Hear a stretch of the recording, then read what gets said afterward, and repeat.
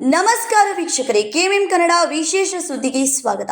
ಬೆಳಗಾವಿಯ ವಿಜಯ ಆಸ್ಪತ್ರೆಯ ವೈದ್ಯಕೀಯ ಶಿಕ್ಷಣ ಸಂಸ್ಥೆಯಲ್ಲಿ ನರ್ಸಿಂಗ್ ವಿದ್ಯಾರ್ಥಿಗಳು ಪರದಾಡುವ ಪರಿಸ್ಥಿತಿ ನಿರ್ಮಾಣವಾಗಿದೆ.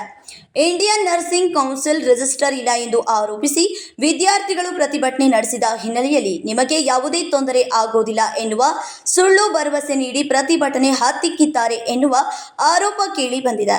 ನರ್ಸಿಂಗ್ ವಿದ್ಯಾರ್ಥಿಗಳಿಗೆ ಜರ್ಮನಿಯಲ್ಲಿ ಸೇವೆ ಸಲ್ಲಿಸಬಹುದು ಎನ್ನುವ ಆಸೆ ಹುಟ್ಟಿಸಿ ಪ್ರವೇಶಾತಿ ಮಾಡಿಸಿಕೊಳ್ಳುವ ವಿಜಯ ಆಸ್ಪತ್ರೆಯ ಆಡಳಿತ ಮಂಡಳಿಯವರು ಅದೆಲ್ಲ ಸುಳ್ಳು ಎನ್ನುವ ಆತಂಕಕಾರಿ ವಿಷಯ ವಿದ್ಯಾರ್ಥಿಗಳಿಗೆ ಮನವರಿಕೆಯಾಗಿದೆ.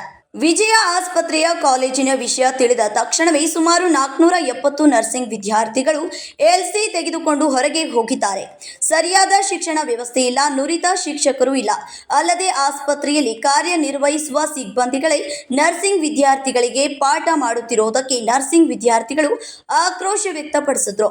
ಈ ಹಿಂದೆಯೂ ಭೂತರಾಮನಹಟ್ಟಿಯಲ್ಲಿರುವ ವಿಜಯ ಆಸ್ಪತ್ರೆಯ ಕಾಲೇಜಿನಲ್ಲಿ ವಿದ್ಯಾರ್ಥಿಗಳು ಹಾಗೂ ಪೋಷಕರು ಪ್ರತಿಭಟನೆ ನಡೆಸಿ ಆಸ್ಪತ್ರೆಯ ವಿರುದ್ಧ ಅಸಮಾಧಾನ ಹೊರಹಾಕಿದ್ದು ಸ್ಮರಿಸಬಹುದು.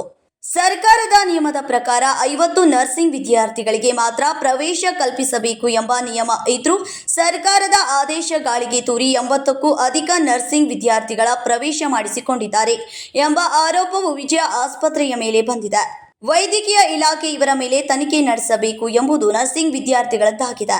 ಇದು ಈ ಹೊತ್ತಿನ ವಿಶೇಷ ಸುದ್ದಿ. ಇದೇ ರೀತಿಯ ಇನ್ನಷ್ಟು ವಿಶೇಷ ಸುದ್ದಿಗಳಿಗಾಗಿ ನೋಡ್ತಾ ಇರಿ ಕೆಎಂಎಂ ಕನ್ನಡ ನ್ಯೂಸ್ ಬೆಳಗಾವಿ.